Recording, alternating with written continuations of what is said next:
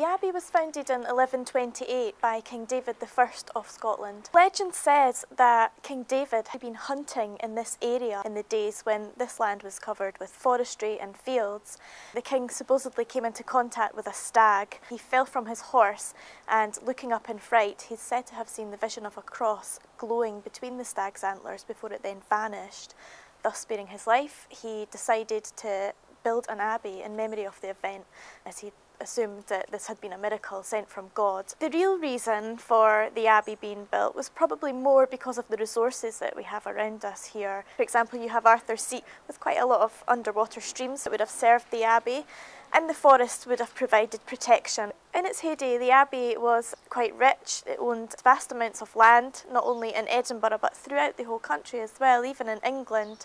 Men who came to join the priesthood here traditionally gave the vows of poverty, chastity and obedience. So if any of them had been an earl, for example, and had owned land or property, that then became the property of Holyrood Abbey. And the people of the Canongate would have come in to worship in the abbey as well. So not only did you have these men, these priests living here, but it was also serving the community. Well, what we see now is probably only a quarter, if even that, of the size of the abbey church and the outbuildings originally. You would have had the nave and the choir area of the abbey, which made up the abbey church building. You would have had the cloisters and also the other outbuildings following off from the cloisters, such as the dormitories where the monks slept, the refectory where they ate, the infirmary buildings, as well as the chapter house where they would have assembled every morning. We assume that the abbey was built towards the end of the 12th century, round about 1195. In the actual styling, the stonemasons have started with a rounded Romanesque style that you can see on the bottom level of the north wall inside the nave of the abbey.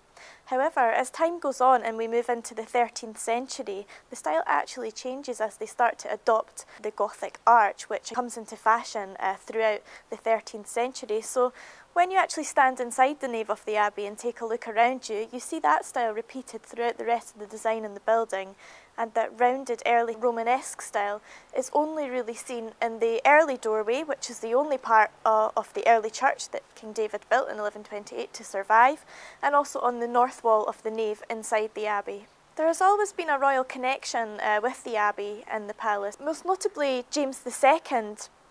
He was actually born in the abbey in guest lodgings that would have been on site here. He was crowned in the abbey, he was married in the abbey and also buried in the abbey. And I suppose really from that point onwards, the monarch tended to stay quite a lot in the lodgings within the abbey rather than up in the castle. After the Reformation took place in 1560, the Roman Catholic way of worship was really wiped out in favour of a plainer style of Christian worship, which then became the Protestant religion.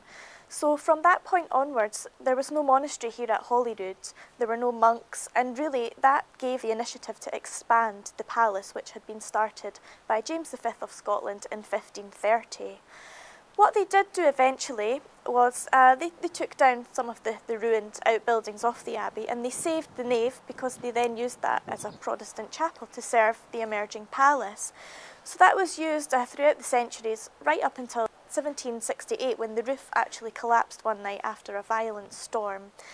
The abbey was seen as too costly to repair. A new church had also been built in the Canongate at the foot of the Royal Mile, and the public had started to use that church. So there was no reason for them to restore the abbey back to its original use, and it was really just left as a ruin and has been a ruin ever since. The abbey tours run every day throughout our summer opening hours, on the hour, every hour, apart from midday, and the last tour commences at 5 o'clock in the evening time.